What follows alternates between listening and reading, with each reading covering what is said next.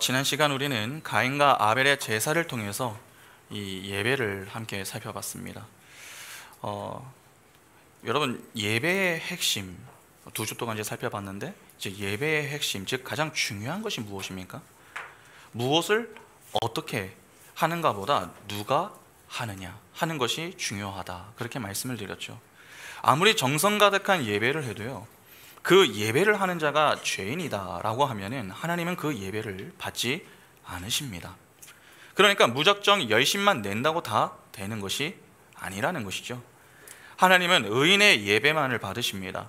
때문에 성도인 우리가 예배 시간에 늘 확인해야 할 것은 내가 누구인가, 우리가 누구인가 하는 정체성을 확인하는 작업이다, 그렇게 말할 수 있습니다. 그러니까 우리는 예배를 통해서 내가 하나님께 예배할 수 있는 의인이란 사실에 감사하며 기쁨과 즐거움으로 예배에 임할 수 있어야 하는 것입니다. 그런데 하나님은 의인에게 요구하시는 것이 있습니다. 바로 첫 것입니다. 이는 모든 것을 요구하시는 것이죠. 때문에 의인은 자신의 모든 것을 하나님께 바치는 예배를 해야 합니다. 그것이 바로 하나님이 기뻐 받으시는 예배인 것입니다. 우리의 모든 것을 바치는 예배란 점도 없고 흠도 없는 거룩한 예배를 의미합니다. 그러면 당연히 의인은 하나님이 기뻐 받으시는 예배에 대한 고민을 해야 하지 않겠습니까? 이에 우리는 구약의 5대 제사인 번제, 소제, 속죄제, 속건제, 화목제를 통해서 어떻게 예배해야 하는가 하는 것을 다 확인했습니다. 여러분, 예배의 시작은 예배당에 와서 앉는 것부터가 아닙니다. 예배를 위하여 준비하는 것에서부터 출발을 합니다. 예배에 집중할 수 있도록 충분히 숙면을 취하는 것부터 하나님 앞에 나올 때에 옷차림을 바르게 하고 준비된 헌금을 하는 것이 중요하다, 그렇게 말씀을 드렸습니다. 또한 예배 시간에 정돈된 마음가짐으로 준비하여 온전히 예배에 집중할 수 있는 것 역시 중요하다, 그렇게 말씀드렸죠. 우리가 예배에 졸지 않고 최선을 다해 예배에 집중하는 것이 보이지 않는 내적 믿음이라면 그 보이지 않는 믿음을 가시적으로 드러내 보이는 행위가 헌금이 되는 것입니다. 그러니까 예배를 준비하지 않으면은 그 사람은 예배에 제대로 집중하기도 어려울 뿐만 아니라 결국 예배라는 형식과 율법만 남게 된다라고 하는 것을 반드시 명심하셔야 됩니다. 그러니까 우리는 예배에 앞서서 반드시 복음을 바르게 알아야 합니다. 그래야 하나님 앞에 바른 예배를 할 수 있으며 하나님이 찾으시고 기뻐하시는 예배자의 인생을 살아갈 수 있는 것입니다. 몇 주간 우리가 가인과 아벨의 제사를 통해서 이 예배를 살펴본 이유가 있는데, 오늘 설교를 들어보시면 충분히 이해를 하실 겁니다. 오늘 본문은 가인과 아벨의 제사 이후 이야기입니다. 잘 아시다시피 가인과 아벨의 이야기는 해피엔딩으로 끝나지 않습니다. 언해피, 새드 엔딩으로 끝이 나죠. 오늘 본문은 그 이유를 이렇게 이야기합니다. 오늘 본문 보시면 가인이 몹시 분하여 안색이 변하니 여호와께서 가인에게 이르시되 내가 분하여 함은 어찌 됨이며 안색이 변함은 어찌 됨이냐, 내가 선을 행하면 어찌 낯을 들지 못하겠느냐, 선을 행하지 아니하면 죄가 문에 엎드러져 있느니라. 죄가 너를 원하나 너는 죄를 다스릴지니라. 가인이 그의 아우 아벨에게 말하고 그들이 들에 있을 때에 가인이 그의 아우 아벨을 쳐 죽이니라. 가인과 아벨의 제사 이야기 뒤에 나오는 내용이 무엇입니까? 바로 가인이 동생 아벨을 죽이는 이 살인 사건에 관한 이야기입니다. 죄의 열매로 기록된 첫 사건이 바로 이 사건입니다. 최초의 살인 사건이 등장하는 것이죠. 이는 객관적인 정보 전달보다는 살인이라고 하는 것이 어떠한 죄이며 어떠한 근원에서 출발할 것인가 하는 것을 설명하기 위한 목적으로 나오는 것입니다. 그래서 우리 성도의 삶 속에서 그 살인의 행위를 몰아내도록 하려는 것입니다. 그러니까 예배자로 살아야 하는 하나님의 백성이 어떻게 살아야 하는가를 교훈하기 위해서 등장하는 사건이 바로 가인의 살인 사건입니다. 때문에 우리는 본문을 볼 때 조금 주의해야 할 내용들이 좀 있습니다. 첫째, 해당 본문만 따로 떼서 이해를 하는 것입니다. 딱 본문만 잘라서 보면은 우리는 그냥 인류의 첫 살인 사건의 이야기로만 볼 수 있습니다. 그러나 큰 문맥의 흐름에서 보면은 살인 사건을 소개하기 위함이 아님을 알 수 있는 것이죠. 둘째, 살인 사건을 가인에게 국한하여서 이해하는 것입니다. 가끔 우리는 성경을 읽을 때에 어떤 인물과 사건을 보면서 이는 우리와 무관하다 그렇게 보는 경향이 좀 있습니다. 그래서 오늘 본문의 이야기 역시 그것은 가인에게만 해당이 되는 것이지 우리와는 아무 상관이 없다 그렇게 여기시는 분들이 간혹 있습니다. 그러나 그렇지 않습니다. 본 사건에 등장하는 살인 사건은 가인에게만 국한된 것이 아니라 우리 모두에게 적용 가능한 이야기입니다. 하나님은 하나님의 백성에게 교훈을 줄 목적으로 성경을 허락하셨습니다. 만일 우리에게 필요하지 않다면 굳이 하나님이 성경을 주실 이유가 무엇입니까?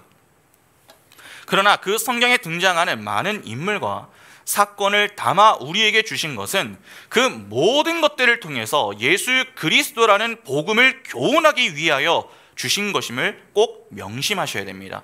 그러한 이해를 가지고 본문을 보아야 윤리 도덕적인 차원을 넘어서서 그 속에 함유된 진리 즉 복음을 바르게 이해하고 삶에 적용하며 하나님께 영광을 돌리는 삶을 살아갈 수 있는 것입니다. 그러면 이러한 이해를 가지고 본문으로 한번 들어가 보겠습니다.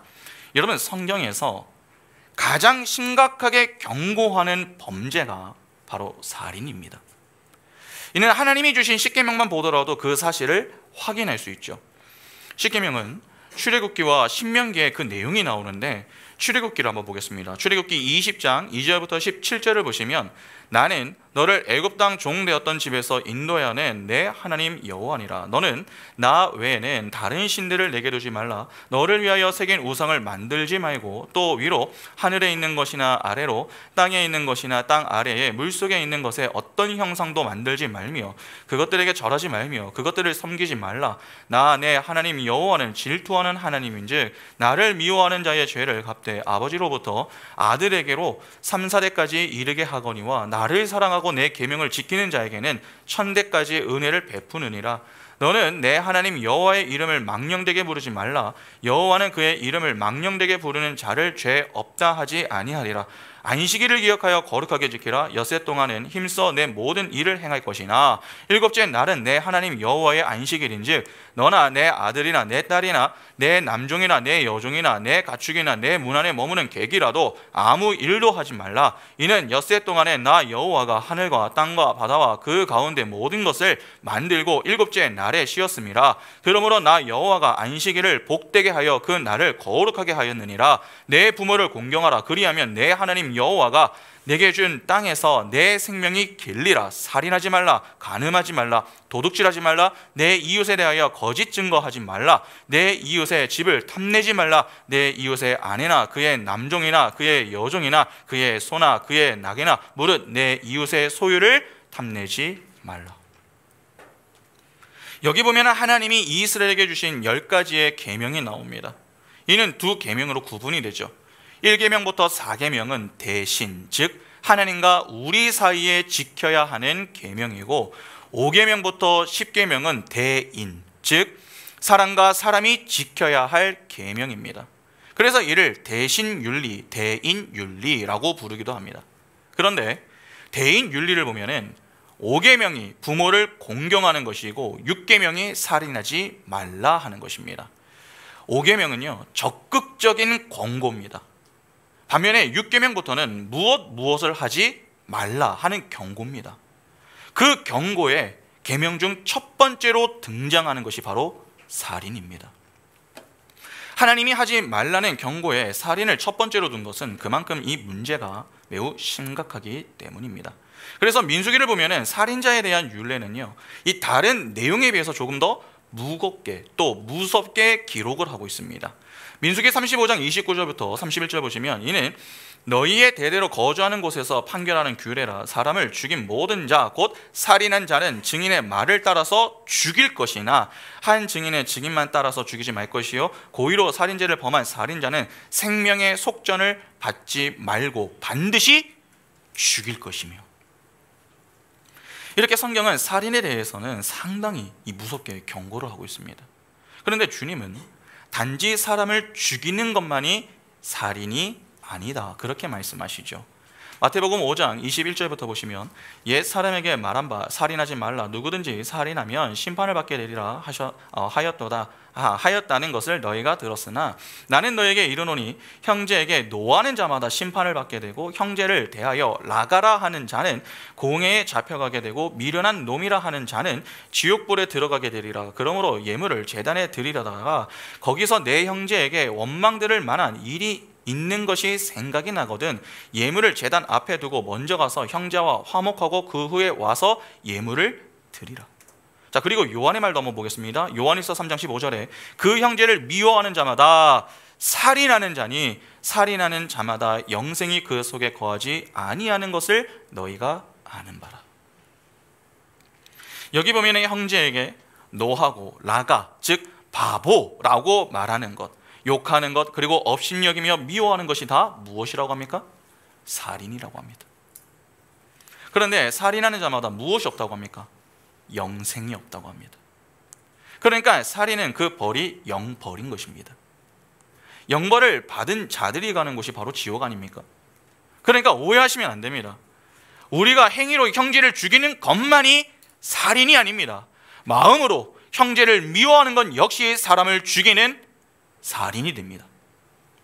또한 그런 마음으로 형제를 업신여기며 비방하며 욕을 하는 것들이 전부 살인에 해당합니다. 그러면 질문을 한번 드려보겠습니다. 여기에서 우리는 자유하다, 그렇게 당당하게 이야기할 수 있는 분이 계십니까?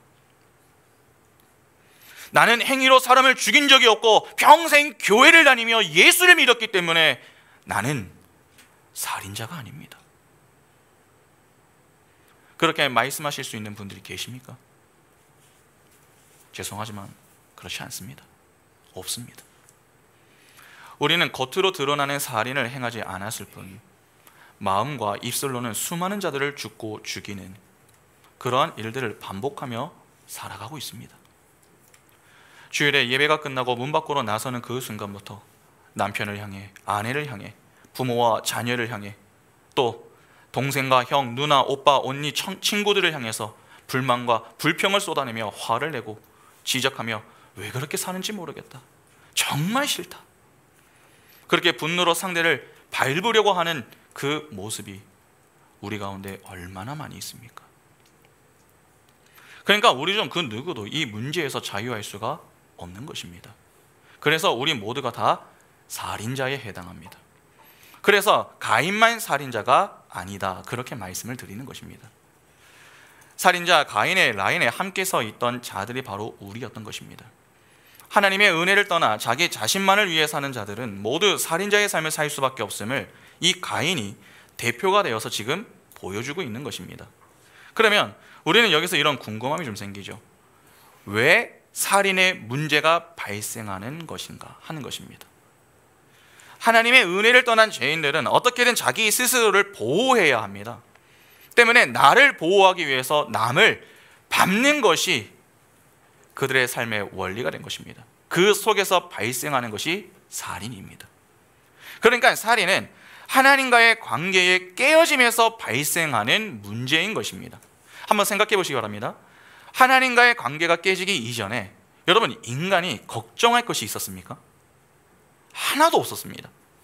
하나님은 인간에게 필요한 모든 것을 다 공급해 주셨습니다. 특히 가장 중요한 핵심인 생명을 주셨죠. 때문에 인간이 할 것은 생명을 공급해 주시는 그 하나님의 품을 떠나지 않고 하나님과의 관계 속에서 하나님이 요구하시는 것만 성실히 수행하기만 하면 되었습니다. 그것이 바로 예배였죠. 나를 예배하는 것이 아니라 하나님을 예배하는 것입니다. 그런데 그 관계가 깨지면서 모든 것에 변화가 생겼습니다. 하나님을 예배하던 자가 그것을 거부하고 스스로를 예배하는 자가 된 것입니다. 그러니까 무슨 문제가 발생하겠습니까? 그동안 평소 누리던 것들을 더는 누리지 못하게 되는 문제가 생겨나는 것입니다. 하나님의 공급이 중단이 되었습니다. 때문에 이제는 스스로 부족함을 채워 주어야 하는 그러한 처지가 된 것이죠. 그러나 인간은 유한하고 한계가 분명하기 때문에 그 부족함을 다 채울 수가 없습니다. 당장 아담과 하와가 스스로의 문제를 해결해 보겠다고 나섰습니다. 그러나 그들이 노력하여서 만들어낸 그 결과물은 무화과 나무 잎으로 만든 치마가 전부였습니다. 그러니까 궁극적으로는 문제를 해결할 능력이 없음을 그들 스스로가 입증해 보인 것입니다. 스스로 노력을 해도 부족함을 채우지 못합니다. 문제가 해결이 되지 않는 것이죠. 그러면 당연히 무엇이 생기겠습니까? 문제가 해결되지 않으니까 두려움이 생깁니다. 그래서 그 두려움의 문제를 해결하기 위해 선택한 것이 바로 남의 것을 빼앗아 자신의 것으로 채우려는 시도로 나타나게 된 것입니다. 그것이 극단적으로 향하여 생겨난 것이 바로 살인입니다. 하나님과의 관계가 깨지면 당연히 예배에 실패하게 됩니다. 여러분, 가인의 살인, 이 살인 이야기가 예배의 이야기 이후에 나오는 사건임을 놓치시면 안 됩니다. 이는 예배의 실패가 살인으로 이어진다라고 하는 것을 보여주는 역할을 하기도 하는 것입니다. 그래서 우리가 그동안 그렇게 예배의 중요성에 대해서 다양한 측면에서 살펴보았던 것입니다. 그냥 하나님께 예배했다고 그것을 다 예배라고 보면 안 됩니다. 인간이 스스로를 예배한다라고 하는 것은 하나님을 믿지 않는 차원도 있지만 하나님을 수단 삼는 차원도 있습니다. 그러니까 하나님께 예배하지만 목적은 다른 것이죠. 아벨은 의인된 자로 하나님께 예배했습니다. 예배는 하나님께 최고의 가치를 돌리는 행위입니다. 자신은 사라지고 하나님만 드러나는 것이죠. 여러분, 그러면 중요한 게 무엇이겠습니까? 하나님이 어떻게 반응하셔도 그것에 순복해야 합니다. 그 앞에 이렇다 저렇다 말할 것이 하나도 없습니다. 오히려 불가능한 존재인 자신이 거룩하신 하나님께 예배할 수 있다라고 하는 그 분명한 사실 앞에 감사해야 합니다. 받으셔도 받지 않으셔도 감사할 수 있어야 합니다. 그러니까 중요한 것은 내가 하나님께 예배할 수 있다라고 하는 그 사실이지 내가 준비한 것을 받았는가의 여부가 아니라는 것입니다. 그런데 가인은 어떻습니까? 아벨과 똑같이 준비해서 하나님께 제사를 드렸습니다. 그런데 하나님이 받지 않으시자 그 반응이 어떻습니까? 안색이 변했습니다. 왜 그의 안색이 변합니까? 자신이 바친 제물을 받으셔야 하는데 하나님이 받지 않으셨기 때문입니다.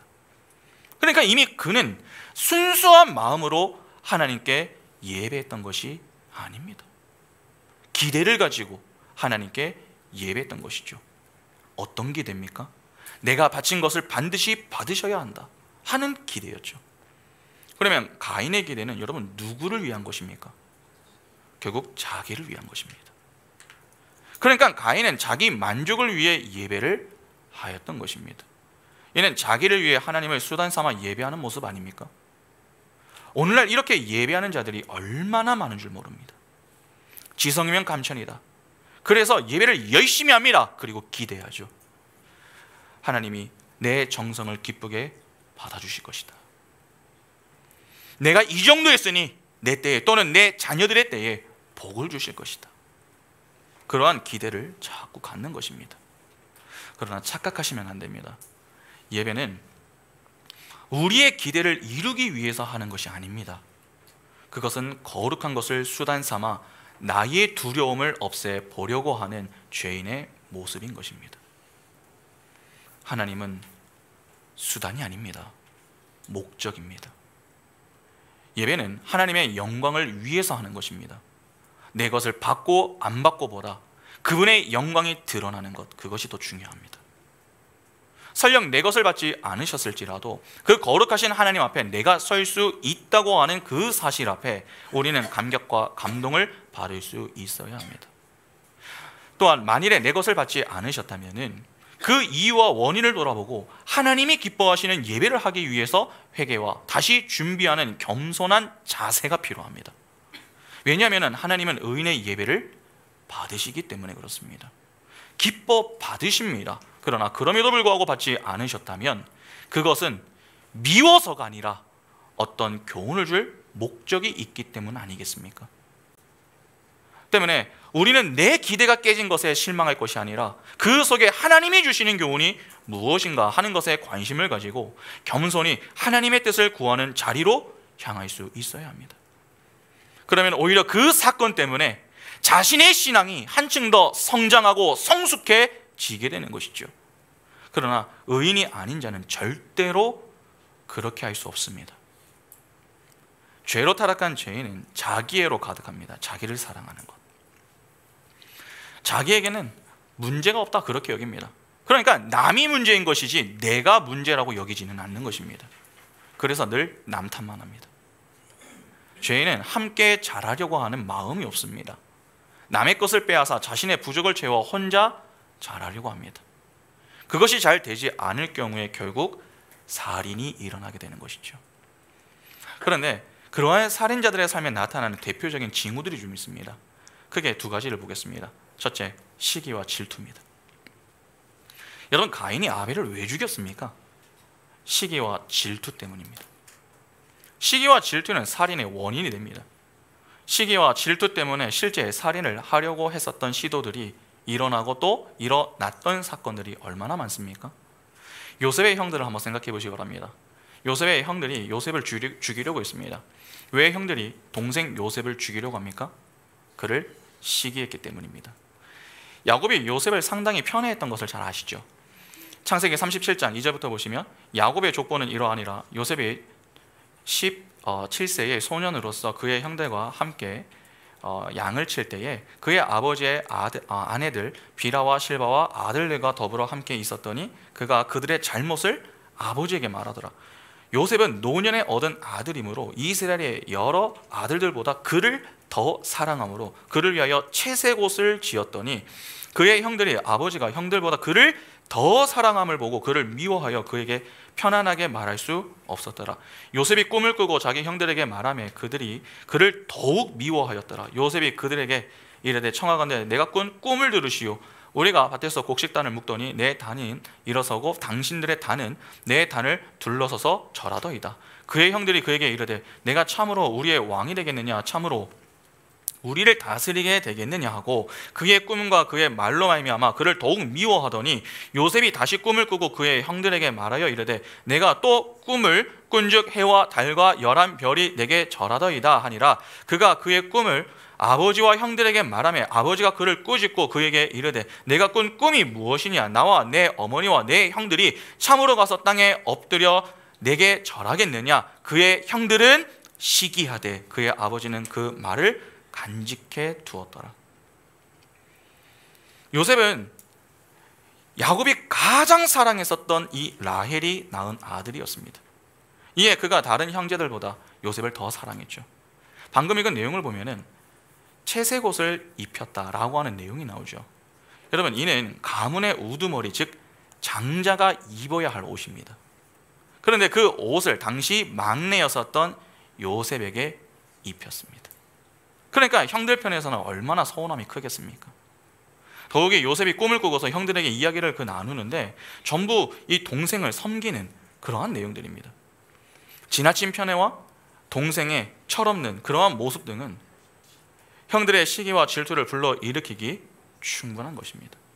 그러한 시기와 질투 때문에 요셉의 형들이 동생 요셉을 죽이려다가 죽이지 않고 노예로 팔아버린 것입니다. 신약의 종교 지도자들은 또 어떻습니까? 똑같습니다. 그들이 예수를 왜 죽이려고 했습니까?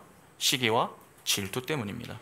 요한복음 11장 47절부터 보시면 이에 대제사장들과 바리새인들이 공회를 모으고 이르되 이 사람이 많은 표적을 행하니 우리가 어떻게 하겠느냐. 만일 그를 이대로 두면 모든 사람이 그를 믿을 것이요 그리고 로마인들이 와서 우리 땅과 민족을 빼앗아 가리라 하니 그 중에 한 사람 그 해에 대제사장인 가야바가 그들에게 말하되 너희가 아무것도 알지 못하는도다. 한 사람이 백성을 위하여 죽어서 온 민족이 망하지 않게 되는 것이 너희에게 유익한 줄을 생각하지 아니하는도다 하였으니 이 말은 스스로 함이 아니요 그 해에 대제사장이므로 예수께서 그 민족을 위하시고 또 그 민족만 위할 뿐 아니라 흩어진 하나님의 자녀를 모아 하나가 되게 하기 위하여 죽으실 것을 미리 말함이러라. 이 날로부터 그들이 예수를 죽이려고 모의하니라. 예수가 등장하자 종교 지도자들의 그러한 인기가 여러분 날로 떨어졌습니다. 이에 그들이 예수를 시기하고 질투하여 결국 그를 죽인 것 아닙니까? 그러면 오늘날은 어떻습니까? 오늘날 역시 다르지 않습니다. 부모가 자녀에게 먹을 것을 똑같이 나누어 주지 않으면 난리가 납니다. 이런 부모가 집에 들어오는 길에 어느 유명한 맛집에서 음식을 하나 사왔습니다.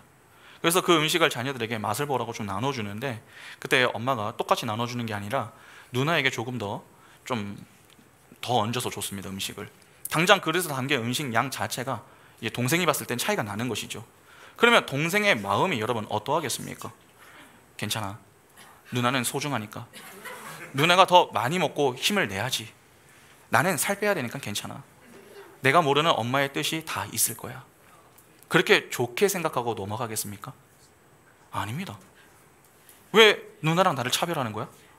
나도 많이 먹어야 하는데 왜 누나한테만 더 주는 거야? 그렇게 누나에게 조금 더 음식을 주는 엄마에게 서운한 마음을 갖습니다. 그리고 그 속상함을 겉으로 표현하며 자신은 안 먹겠다고 화를 내며 방으로 들어가는 것이죠. 그런데 문제는 무엇입니까? 그 순간에 동생이 갖는 마음이 무엇입니까? 엄마는 그냥 조금 더 누나에게 음식을 주었을 뿐인데, 그 음식을 더 받은 누나를 향해 미워하는 마음을 갖기 시작한다는 것이죠. 그러니까 누나는 잘못이 없음에도 불구하고 누나를 향해 시기와 질투의 마음을 가지고 미워한다는 것입니다. 누나만 없었으면, 그렇게 살인의 마음을 품게 된다는 것입니다. 여러분, 시기와 질투는 참으로 무서운 것입니다. 인간관계를 왜곡시키는 무서운 감정이 바로 질투입니다. 질투라는 감정은 자신보다 못한 자를 향해서 갖는 것이 아닙니다. 오히려 자신보다 나은 자에게 갖는 감정입니다. 자신이 우주의 중심이 되어야 하고 자기가 이 세상에서 가장 잘난 사람이 되어야 한다는 착각 속에 사로잡혀 있는 자들은 자기보다 나은 모습을 보이는 자가 있을 때에 그를 제거하고 싶어 합니다. 그것이 살인의 원인이 되는 것입니다. 그래서 연애와 관련된 이야기들을 좀 보다 보면 어떻습니까? 내가 좋아하는 상대가 있습니다. 그런데 그 상대가 자신이 아닌 다른 사람을 좋아하면 어떻게 됩니까? 그 사람이 내게 잘못한 것이 하나도 없어도 그 사람을 미워하며 없어졌으면 좋겠다라고 하는 그 살인의 마음을 품는 것입니다. 어떠십니까? 우리 안에는 그러한 가인이 없습니까? 시기와 질투는 교회 밖에만 존재하는 것이 아닙니다. 이는 교회 내에 있어도 얼마든지 생겨날 수 있습니다. 은근히 성도들이 목사에게 인정을 받고 싶어하는 경향이 있습니다. 그래서 어떤 교회에는 성도들이 때마다 이 목회자들에게 선물을 보내죠. 실제 스승의 주에 목회자들이 수고한다고 해서 선물을 하는 경우가 좀 있지 않습니까? 그런데 선물을 주는 것으로 끝나면 좋은데 그렇지 않는 경우가 좀 많습니다. 선물을 주면 꼭 그 다음 주에 기대를 하고 나옵니다. 자신이 한 넥타이를 하고 나오셨나? 자신이 선물한 셔츠를 입고 나오셨는가? 그렇게 기대를 하면서 목사를 바라봅니다. 했으면 문제가 생기지 않습니다. 그런데 하지 않으면 문제가 심각해집니다. 넥타이를 선물했는데 그 목사가 넥타이를 하지 않았다. 그러면 그것을 오해해서 목사님이 자신을 미워하는 것 같다고, 다른 사람들이 한 것은 다 하면서 왜 자신은 무시하냐고, 그렇게 섭섭함과 서운함을 표현하는 그러한 분들이 있습니다. 그리고 오히려 다른 분들을 시기하고 질투하는 그러한 모습까지 보이기도 합니다. 그래서 대형교회 어느 목사님은 일체 성도들에게, 목회자에게 선물을 하지 못하도록 막으셨습니다. 선물하고 시기와 질투의 마음을 갖는 것보다 차라리 선물하지 않고 시기와 질투의 마음을 갖지 않는 것이 더 낫겠다, 그렇게 판단을 해서 그렇게 조치를 취하신 것입니다. 여러분, 선물을 하고도 시기하고 질투하는 분들은 왜 선물을 하는 것입니까? 결국 자신의 가치를 인정받기 위해서 하는 겁니다. 다른 이들에게 내가 목사님과 이 정도 사이가 돼, 나 이 정도는 목사님과 가까워, 그것을 과시하고 자랑하기 위한 자기 만족의 차원으로 선물을 하는 것입니다. 그러나 선물을 했으면 선물한 것으로 끝내야 합니다. 하고 안 하고는 그 사람의 문제입니다. 사람과의 관계가 그러하기 때문에 하나님과의 관계도 그렇게 맺는 것입니다. 열심히 봉사하고 헌신하고 헌금을 했습니다. 그리고 기대합니다. 하나님이 내게 복을 주실 것이다. 그런데 생각과 달리 복이 주어지지 않는다라고 하는 생각이 들 때면 당황해하면서 불평을 합니다. 아무개 집사는 이렇게 잘 사는 것 같은데 왜 내게는 그러한 복을 주지 않으시는가? 그렇게 자신의 노력에 보상받지 못하는 것에 상당히 서운해하고 섭섭해하는 것이죠. 그리고 자신보다 상대적으로 나아 보이는 자들을 시기하고 질투합니다. 그런데 이와 정반대의 형태로 나타나는 경우도 있습니다. 빠르게 포기하는 겁니다. 그런 자들은 합리화를 잘하고 대리만족을 하려는 특징을 가지고 있습니다. 남이 자신보다 더 잘하면 나는 저렇게 못해. 저것은 저 사람이니까 가능한 거야. 나는 안 돼. 절대 못해.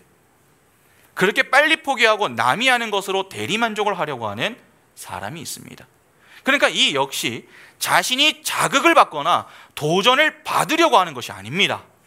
미워하거나 그냥 포기하고 대리만족을 하거나 둘 다 문제입니다. 그러면 하나님을 섬기는 자들이 자기보다 나은 자들을 대할 때에 가져야 하는 바른 태도는 무엇입니까? 배우는 자세입니다. 아마도 벤치마킹이라고 하는 말을 잘 아실 겁니다. 벤치마킹은 경쟁 업체의 장점을 분석하고 배워서 이 아이디어를 얻어 그 경쟁 업체를 따라 잡는 것을 의미하는 용어입니다. 이를 신앙생활에 적용해 보면 이렇게 되는 것이겠죠. 신앙생활에 열심을 내는 자가 있습니다. 그러면 그 사람을 그냥 시기하고 질투하는 것이 아니라 어떻게 저렇게 바쁜 일상 중에서도 저렇게 일을 하며 신앙생활에도 열심을 내는지 벤치마킹을 해서 나의 영적 생활에 유익하게 사용하는 것입니다.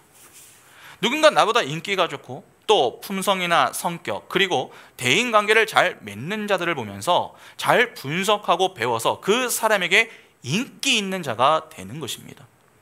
그래서 지금은 나보다 남이 더 잘하는 것 같지만 그렇게 겸손히 배우고 또 자신의 것으로 만들어서 자신도 잘하는 방향으로 나아가는 것이죠. 남이 1을 하면 자신은 2 또는 3 이상을 해서 나도 하나님을 기쁘시게 해 드려야 되겠다. 그렇게 배우려고 하는 것입니다. 그러나 죄인들은 여러분 배우려고 하지 않습니다. 배우는 것을 참 싫어합니다.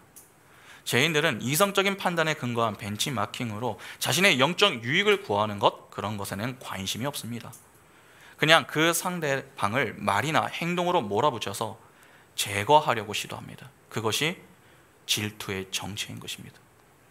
가인은 하나님이 자신의 재물을 받지 않으시고 아벨의 제사만을 받으셨을 때에 도대체 자신에게 부족한 것이 무엇인지, 왜 하나님은 자신의 삶을 기쁘게 받지 않으셨는지, 그리고 그 아벨의 삶은 왜 하나님이 기쁘게 받으신 것인지 고민하고 분석하며 배워서 자신의 삶으로 만들려고 하는 그러한 모습이 있어야 했습니다. 그러나 가인은 배우는 쪽보다는 아벨을 제거하는 쪽을 선택하죠. 그는 어려운 길보다 쉬운 길을 택한 겁니다. 아벨만 죽이면 다 끝나는 것 아닌가, 그렇게 생각을 한 것이죠. 그것이 질투이고 살인으로 나타나는 것입니다. 세상은 그러한 질투와 그로 인한 살인으로 굴러가고 있는 것입니다. 여러분, 죄인은 남을 인정하려고 하지 않습니다. 본래 우리가 그러한 자들과 어울려 살던 자들이었습니다. 그러니까 가인과 같이 시기하고 질투하며 살인을 할 수밖에 없었던 그러한 자들이었다는 것이죠. 그러나 예수 그리스도로 인해서 거듭난 성도는 그 자리에서 건짐을 받은 자들입니다. 예수는 남을 위해 자신을 희생한 분이십니다. 그 예수와 연합되어 살아가는 작은 예수인 우리는 우리 인생에서 예수의 성품이 나와야 합니다. 그러니까 나보다 나은 사람을 보면서 시기와 질투의 대상으로 볼 것이 아니라 그를 벤치마킹의 대상으로 모아서 자신의 영적 성숙에 보탬이 되도록 해야 하는 것이 맞는 것입니다. 그런가 하면 살인자들이 품고 있는 살인의 또 하나의 원인이 있습니다. 둘째는 분노입니다. 여러분 6절을 다시 한번 보시기 바랍니다. 6절 보시면 여호와께서 가인에게 이르시되 내가 분하여 함은 어찌 됨이며 안색이 변함은 어찌 됨이냐. 하나님을 떠나 살인자의 삶을 살게 된 죄인들에게서 나오는 대표적인 감정이 바로 분노입니다. 분노. 정확하게 말하면 자기를 보호하기 위한 분노입니다.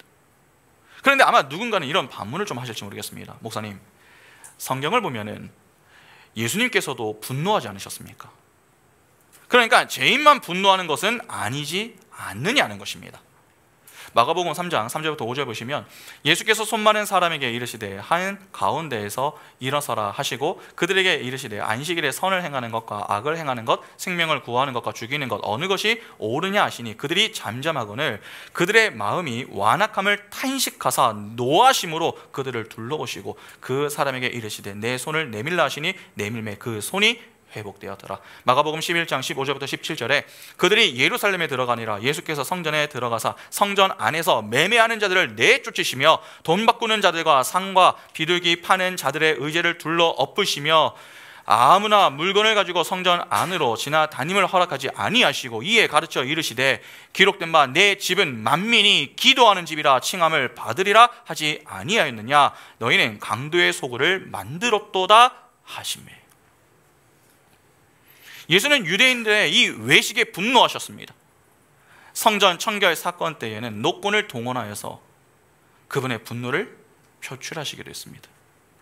여러분, 하나님도 분노하십니다. 그러나 그 분노는 무엇에 대한 분노입니까? 죄에 대한 분노입니다. 그러니까 죄인들이 내는 분노와는 그 성격이 완전히 다른 것입니다. 성도는 분노하지 않는 자들이 아닙니다. 분노를 할 수 있어야 합니다. 그러나 그 분노는 우리 안에서 발견되는 죄에 대한 분노여야 합니다. 죄에 대해 분노하며 죄를 죽이는 데 사용하면 그 분노는 여러분 거룩한 분노가 됩니다. 그러나 오직 자기 자신의 유익을 위해서 내는 분노는 남의 생명을 빼앗는 살인의 원인이 됩니다. 창세기 49장 6절 보시면 내 호나 그들의 모의에 상관하지 말지어다 내 영광아 그들의 집회에 참여하지 말지어다 그들이 그들의 분노대로 사람을 죽이고 그들의 혈기대로 소의 발목 힘줄을 끊었음이로다. 자신의 보호와 유익을 위해서 뿜어내는 분노와 혈기는 반드시 살인으로 이어집니다. 성경이 우리에게 분노라는 감정 자체를 없애라 그렇게 요구하지는 않습니다. 우리는 아직 죄의 오염과 부패로 가득 찬 이 육체를 가지고 있기 때문에 충분히 분노할 수 있습니다. 그러나 그 분노를 어디에 사용하는가 하는 것이 참 중요합니다.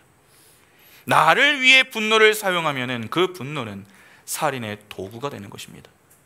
그래서 바울은 분이 나는 것은 어쩔 수 없지만 그 분을 해질 때까지 품고 있지 말아라 그렇게 권고합니다. 에베소서 4장 26절과 27절 보시면 분을 내어도 죄를 짓지 말며 해가 지도록 분을 품지 말고 마귀에게 틈을 주지 말라. 여러분, 사람이 왜 분노합니까? 사람이 분노하지 않습니까? 사람이 왜 분노합니까? 우리가 분을 내는 이유는 우리가 화를 낼 수 있는 자격이 있는 존재라고 여기는 확신 때문입니다. 부모가 자녀에게 화를 내는 이유가 바로 그렇습니다. 부모는 자녀가 잘못했을 때 화를 내도 그러한 자격이 있다라고 하는 확신을 가지고 냅니다. 그러나 옆집 아이가 잘못을 했을 때는 어떻습니까? 화를 내도 된다고 하는 확신이 좀 부족합니다. 그러니까 내가 잘못을 지적하는 것은 괜히 오버하는 것 아닐까? 그러한 생각 때문에 화를 낼 수 있는 그 일에도 조심해지게 되는 것입니다. 그래서 결국 그건 내가 할 일이 아니라 그 부모가 할 일이다. 그렇게 생각하는 것입니다. 바로 그러한 것이죠. 아담 이후의 모든 자들이 하나님을 살해한 가해자들입니다. 그래서 죄인들은 그 가해자들이 당해야 할 고통의 삶이 어떠한 것인가를 이 세상에서 질병, 가난, 전쟁, 자연재해 등으로 조금씩 맛보게 됩니다. 그러한 모든 것들은 전부 인간들의 죄로 인해 생겨난 죄의 부산물들입니다. 하나님의 은혜를 입은 성도들은 그러한 죄의 열매들이 자신의 삶 속에서 나타나게 될 때에 인간의 죄가 얼마나 무서운 결과를 초래하게 되는가 하는 것을 인식하고 회개하며 하나님의 은혜 속으로 깊이 들어오게 됩니다. 그러나 여전히 자기들이 이 세상의 중심이라고 믿고 사는 자들은 그러한 죄의 열매들이 자신들의 삶 속에서 보이게 되면은 자신들은 누군가로부터 가해를 당하고 있다 그렇게 생각을 합니다. 그러니까 여러분, 사단이 우리에게 자꾸 심어주는 것이 무엇이냐면 피해의식입니다. 피해의식. 그 피해의식을 가지고 분노하게 만드는 것이죠. 그러나 잘 생각해 봐야 됩니다. 여러분, 분노는 살해한 가해자들인 우리가 낼 수 있는 게 아닙니다. 피해자이신 하나님이 가해자들의 죄를 향해서 바라셔야 하는 겁니다. 여전히 그러한 분노, 하나님의 분노 아래에 있는 자들은 그 분노에 대응하는 자기들도 분노합니다. 죄인들이 그렇다는 것입니다.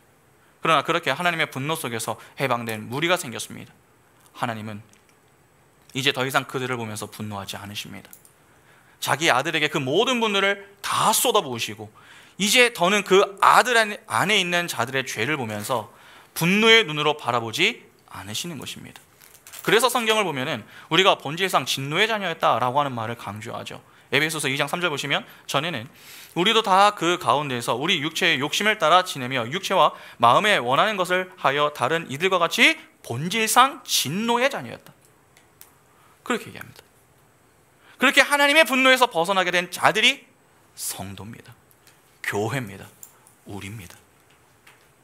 그래서 그 사실을 알게 된 성도는 그 은혜가 너무나 감사하여 상대가 자신의 분노를 일으킬 만한 행동을 해도 이내 자제를 하고 자신을 향한 분노를 거두어 주신 그 하나님의 은혜를 생각합니다.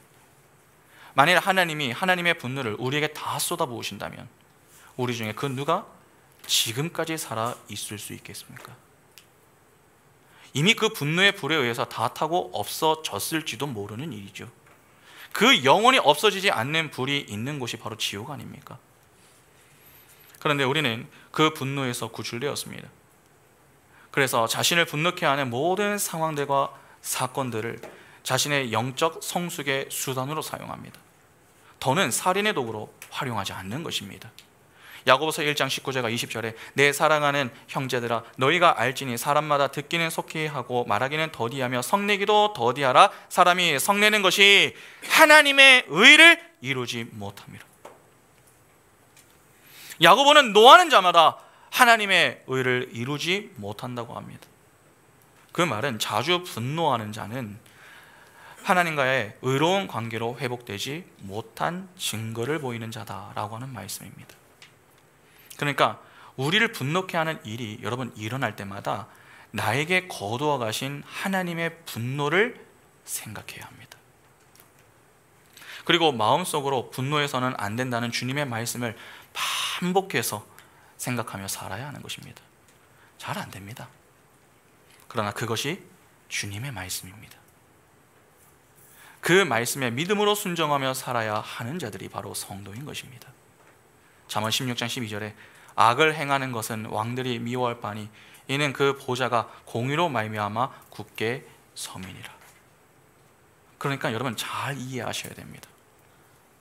구원의 여부와 상관없이 인간은 다 분노합니다. 그러나 그 분노를 사용하는 방식은 서로 다릅니다. 구원받지 않은 자는 자신을 위해서 분노하고 구원받은 자는 하나님을 위해서 분노합니다. 그러면 우리는 제대로 된 분노를 내고 있는가의 여부를 어떻게 확인합니까? 말씀 시간에 확인하시면 됩니다. 설교 시간에 죄의 비참과 질책 그리고 책망은 반드시 있어야 합니다. 하나님이 구약 시대에는 선지자를 통해서 신약 시대에는 설교자들을 통해서 그 일을 맡기셨습니다. 때문에 설교 시간에 죄에 대한 책망은 꼭 있어야 합니다. 물론 죄에 대한 책망만 있으면 안 되겠죠. 그 뒤에 복음이 함께 있어야 합니다. 두 요소가 다 있어야 합니다. 그때 우리의 반응을 보면 됩니다. 성령의 인도를 받지 않은 자, 즉 성령을 거부하는 자는요, 죄에 대한 질책을 받을 때면 괴롭고 그 속에서 분노가 일어납니다. 내가 왜 죄인인가? 내가 무엇을 잘못했나? 내가 왜 저러한 말을 들어야 하나? 그렇게 분노하며 그 설교를 하는 그 설교자를 향하여 살인의 마음을 품습니다. 그렇게 실제 살인이 일어났었던 사건이 스데반의 순교 사건 아닙니까? 그러나 성령에 붙들린 사람은 다릅니다. 죄에 대한 책망이 주어질 때에 그 자리에서 분노합니다. 그런데 그 분노는 죄를 전하는 자를 향한 분노가 아니라 자신의 죄에 대한 분노입니다. 예수를 믿으면서도 여전히 죄의 종노릇 하듯이 죄의 문제 앞에 무기력하게 넘어지고 그것으로 불평하며 지내는 자신의 그 모습에 부끄러움과 그렇게 자신을 힘들게 만드는 죄로 인해 참회와 통곡이 나옵니다. 그리고 상한 심령으로 하나님께 회개하죠.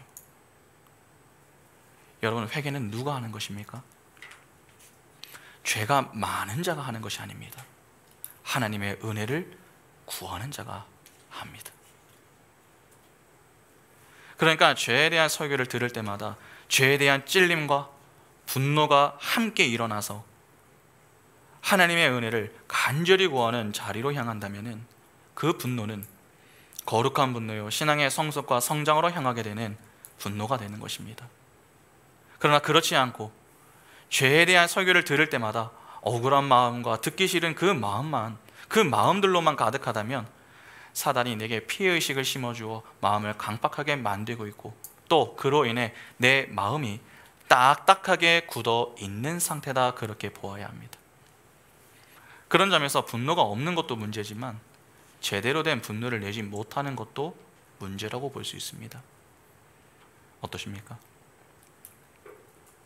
우리는 어떠한 분노를 내고 있습니까? 이 정도 가지고 왜 하나님이 내게 혼을 내시는가? 그러한 마음이 드십니까? 자꾸 죄를 상대적인 것으로 생각하시면 안 됩니다. 여러분, 작은 죄도 죄입니다. 하나님이 아니라고 하시면 아닌 것입니다. 어떠한 점에서 회개하기 매우 힘든 자가 누군지 아십니까? 도덕적이지 않은 사람이 아니라 도덕적으로 사는 자입니다. 왜냐하면 그런 자들은 자신의 모습을 제대로 보기가 너무나도 어렵기 때문이죠. 우리에게는 크고 작은 죄가 중요합니다. 누가 더 크게 죄를 범했는가, 누가 덜 지었는가, 그게 중요합니다. 그러나 하나님 앞에서는 다 죄인입니다.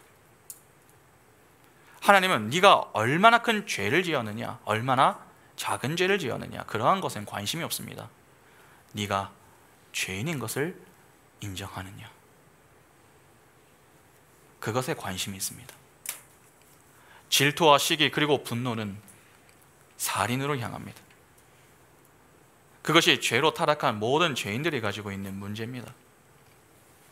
모든 인간은 자신의 유익을 위해서 그렇게 매일같이 살인을 하며 지내고 있는 것입니다.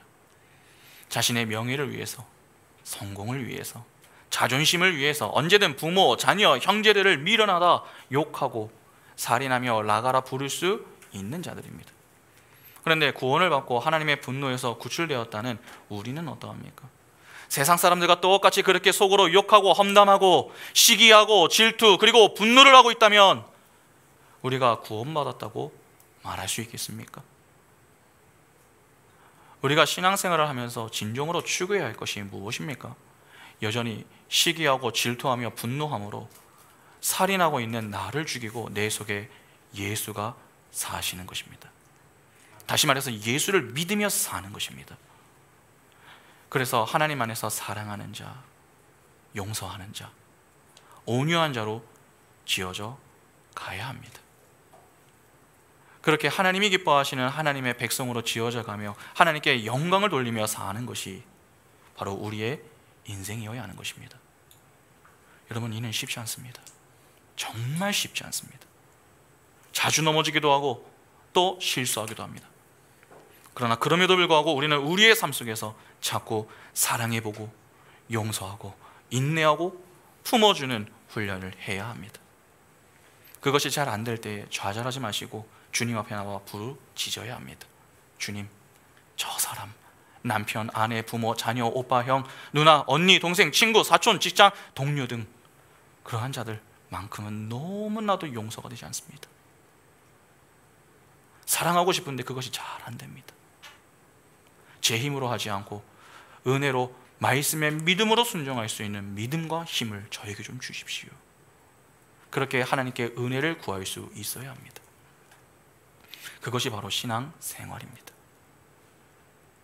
그 속에서 예수를 믿으며 예수와 함께 하루를 살아내는 것, 그것이 하나님의 백성으로 지어져가는 우리의 인생인 것이고, 하나님은 그렇게 믿음으로 하루를 살아내는 우리의 인생을 기뻐하시고 영광을 받으시는 것입니다. 가인의 살인 사건은 여러분, 하나님의 작정 하에서 벌어진 사건입니다.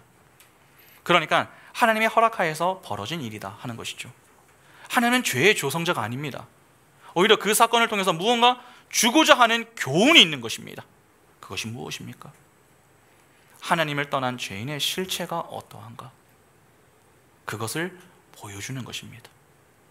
하나님을 떠난 죄인은 여러분 어떠한 자들입니까? 하나님 앞에서 아무것도 아닌 티끌에 불과한 자들입니다. 최선을 다해도 쉽게 무너질 수 있는 그러한 존재입니다.